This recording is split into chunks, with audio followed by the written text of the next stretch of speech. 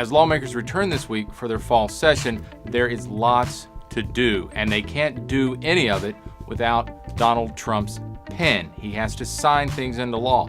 This should start with a continuing resolution. Lawmakers and White House officials, including the president, all indications are they're going to need more time than the 20-something days they'll have in September to pass a government funding bill to avert a shutdown at midnight on October 1st. The big question there is whether the president will insist and whether lawmakers have time and feel comfortable attaching a Hurricane Harvey relief package. Representative Sheila Jackson Lee, whose Houston district was hard hit by the hurricane, got to lay down the first hard marker, saying federal assistance may need to total up to $150 billion with a B.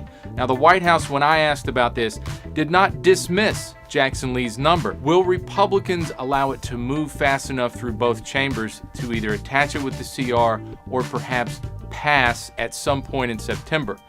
One of the holdups here, and this is the White House's point, and it's a good one, it's just going to take a while for the floodwaters to recede, for all the damage assessments to take place, before they can really tally up a final number and then send a request to Capitol Hill. So that's going to take a few weeks. Once there's a continuing resolution to avoid the first shutdown threat, lawmakers will then have to pick up the pace on a year-end spending bill. That will be a massive omnibus package to fund the government through the rest of fiscal year 2018.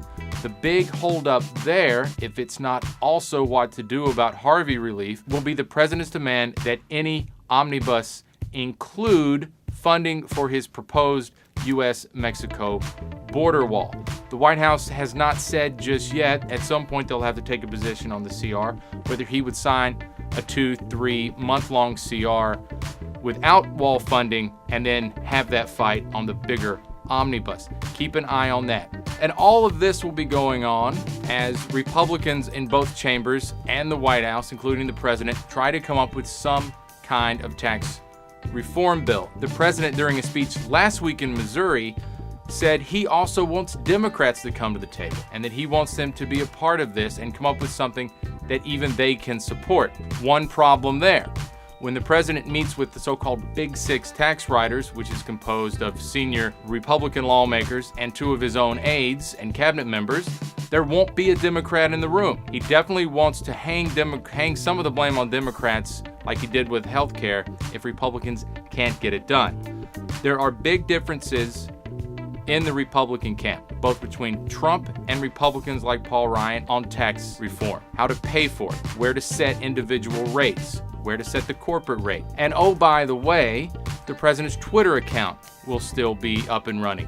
He will likely have multiple campaign rallies. And these are the things that have Republican lawmakers so upset with the president. The incendiary tweets, the bombastic things he says at these campaign rallies. So the question for the fall is, can Trump and the party stay together? Will the president tone it down a bit to get the things done in the fall that the party wants to get done? It's still a shared agenda.